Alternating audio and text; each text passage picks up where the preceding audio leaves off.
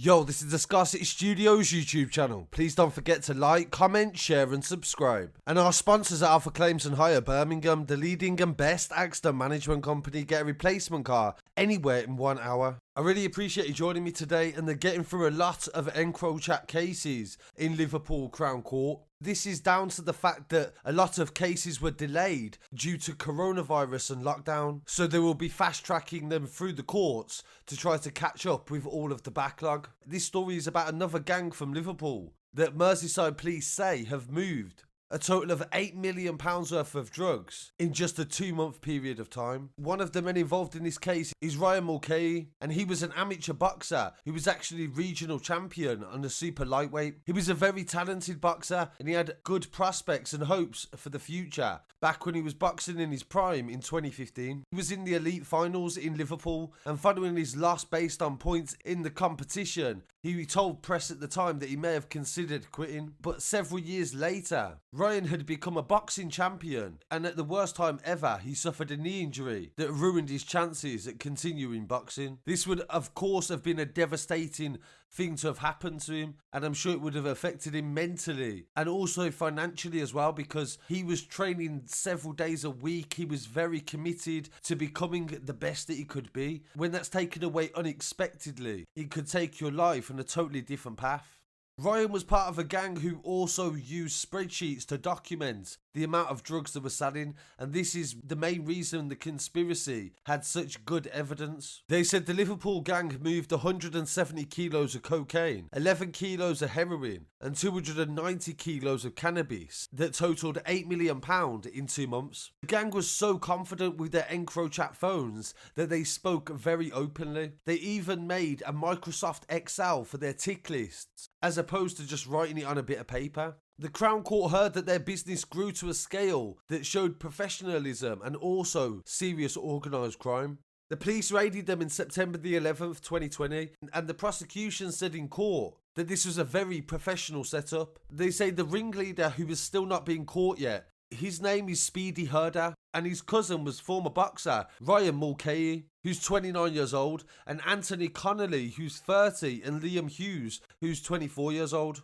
And the charges also against Brian Marshall and Jack Pritchard as well, who appeared in court for their sentencing. The prosecution said the operation was international and they had links to Morocco, Spain and Dubai, and connections across the UK from London to Cardiff. Ryan went by the EncroChat name BassBelt, and Connolly was Ordinary Dingo, and Hughes' name was Bleak Moth. No devices were attributed to Marshall or Pritchard. The case refers from January to September 2020, but the extent of the EncroChat data recovered when the secret phone was hacked was so big that investigators decided to date it from May the 10th to June 13th. They referred to Class A drugs in their messages, and McNally said the figures involved are simply quite eye-watering. The prosecution said these figures that they have reached are not exaggerated or street value. These are what they made, this is what they sold, and this is what they profited. Their own conversations are evidence that we have used of their admissions. And Liam Hughes said during the interview that he'd been involved in criminality for about 6 years, and he was involved at this level for about 2 years. He said he earned around 4 to 6 grand a month, and about a month prior to his arrest he was earning just less than 100 grand every single week. The group used different cars fitted with hides very similar to what we've seen in other EncroChat cases.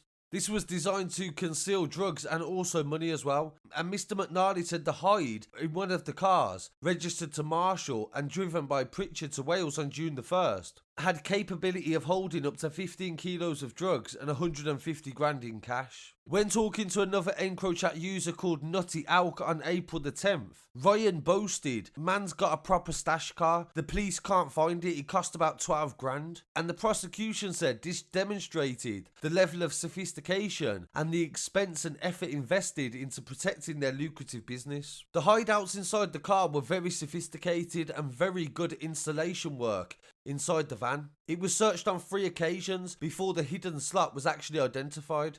Connolly was previously living in the city centre apartments in Maregreen Road, and he transported and collected money and drugs on a daily basis. He also coordinated the way the cars would go and who would drive them, and was the accountant who kept track of finances and stock on the laptop. When he was arrested at his home, officers found a MacBook Pro and also £600 in money. He'd also sent screenshots to Hogg and Hughes as well, with detailed amounts of the money they'd made and the brand of the cocaine they were supplying, and also what price it was. The spreadsheets for the month of May alone showed 64 kilos of cocaine to customers that were worth £2.2 million, and they received around £925,000 and appeared to bank £745,000. The prosecution said that because of COVID, they had also spoken about the fact that business was quiet, and they said they could only imagine the quantities that would have been involved if the business was busy. Ryan is from Kirkdale, and they say that he was one down from the leader of the gang, who was Hogg,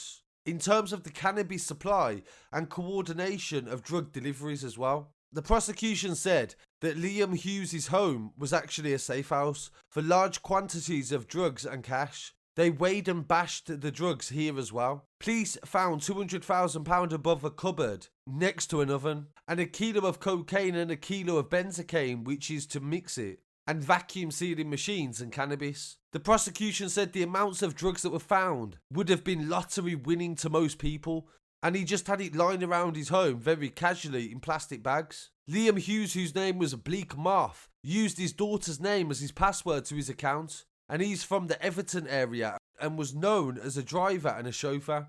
Marshall also worked as a courier, and they identified 10 trips that he had made to Cardiff and London, and Pritchard was another courier who made 3 journeys to Wales. He was arrested in Cardiff on June the 1st with 5 key of cocaine, mostly 80% pure and valued at £200,000, that was hidden in his car. The judge in charge of the trial said the quantities of drugs were so high over a 2-month period, and the plot ran on for so long, that the true figures must have been much bigger. The quantities of cocaine were so high that you must have been a leading role in the supply of it.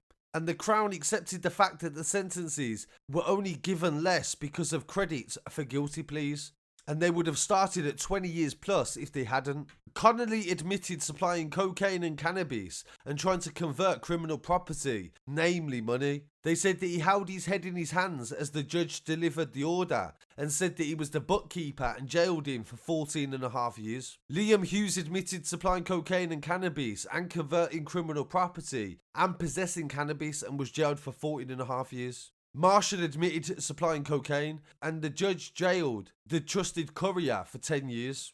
The boxer Ryan Mulcahy admitted conspiracy to supply cannabis and converting criminal property, and was jailed for 6.5 years. Jack Pritchard from Chorley admitted conspiracy to supply cocaine and was jailed for 10 years. The detective in charge of the case said, "These are significant sentences and shows the effect that a conspiracy can have on your sentences. Our work remains to try to prevent drugs from getting their way on the streets and gangs from operating like this." But I think this story is a definite example, the levels that things operate at, and the fact that this runs just like a business. This is like a real business. They have ledgers, they have accountants, they have drivers, and this is a billion-dollar industry.